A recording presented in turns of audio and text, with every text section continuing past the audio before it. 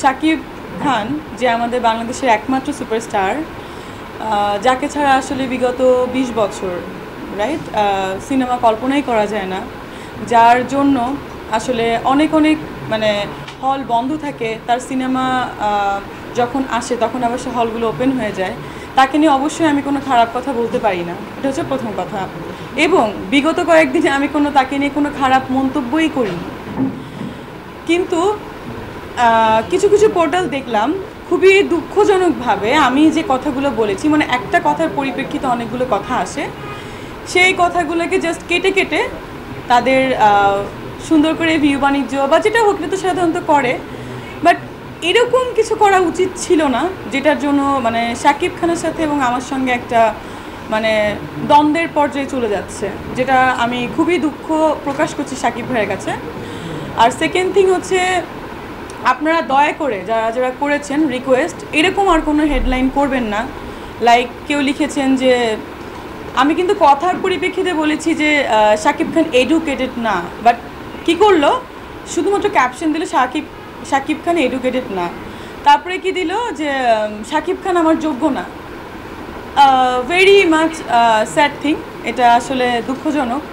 আমি এডুকেটেড না কখন বলেছি? যখন বলেছে যে আমাকে জিজ্ঞাসা করা হয়েছে যদি শাকিব খানের সাথে আপনার বিয়ে হয়, সেই বিয়েটা আপনি যদি মেনে নেন, আপনার ফ্যামিলি মেনে নেবে কি না, সেই ক্ষেত্রে আমি বলেছি আমার ফ্যামিলি মেনে না নেওয়ার দুটো একমাত্র ব্যাপার, সেটা হচ্ছে সে ম্যারিড পারসন, আপনারা জানেন, এবং আরেকটা ব্যাপার হচ্ছে যে সে আমাদের ফ্যামিলির সবাই আসলে এডুকেটেড, গ্রাজুয়েশন লেভেল বিলংস করে। তো সেই দুটো ক্ষেত্রে আমি বলেছি যে এই দুটো ব্যাপারে হয়তো বা নেগেটিভ আছে, বাট এভরিথিং মানে একটা মানুষের তো নেগেটিভ পয়েন্ট অনেক থাকতে পারে, বাট বাকি সব পয়েন্টে কিন্তু পজিটিভ।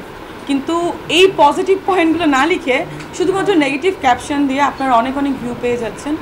মানে আমি যেটার জন্য আপনাদের কাছে বলবো যে এরকম ক্যাপশন কাইন্ডলি আপনারা দিবেন না, কারণ একটা ভালো রিলেশনকে এরকম ক্যাপশন দেওয়ার কারণে নষ্ট হচ্ছে।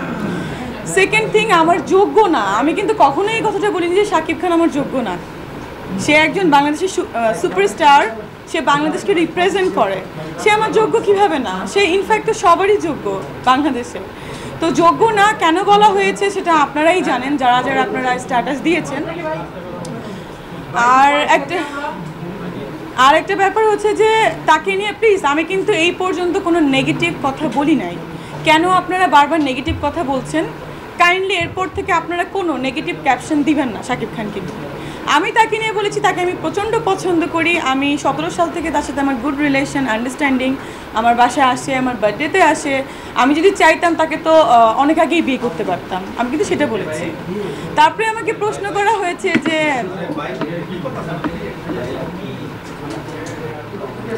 আচ্ছা ভাই, এইভাবে যদি আপনারা সরি টু সে যদি যান, আমার কথা বলার কনসেন্ট্রেশন ব্রেক হয়। আচ্ছা সেকেন্ড থিং হচ্ছে, কোন ব্যাপারে ছিলাম আমি ফরগট।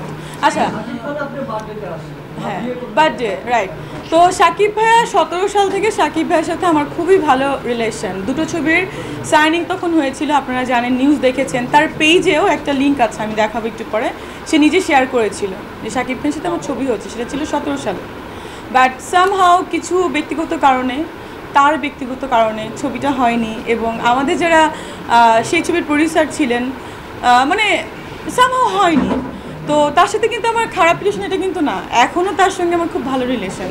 ওখানে আর কি আমাকে প্রশ্ন করা হয়েছিল যে শাকিব খান একজন ডাক্তার, মেয়ে দেখা হচ্ছে, তাকে পাত্রী দেখা হচ্ছে, সেই ডক্টর পাত্রীটা আপনি কিনা, আপনিও দেশের বাইরে পড়াশোনা করে এসেছেন, আপনি কিনা। তো আমি তখন বললাম যে আর্টিস্টদের সব কিছু সাসপেন্স থাকা প্রয়োজন, আমার বিষয়টাও সাসপেন্স থাকুক, যেটা বলা সেটা শাকিব আর আমি পাশাপাশি বসেই বলবো।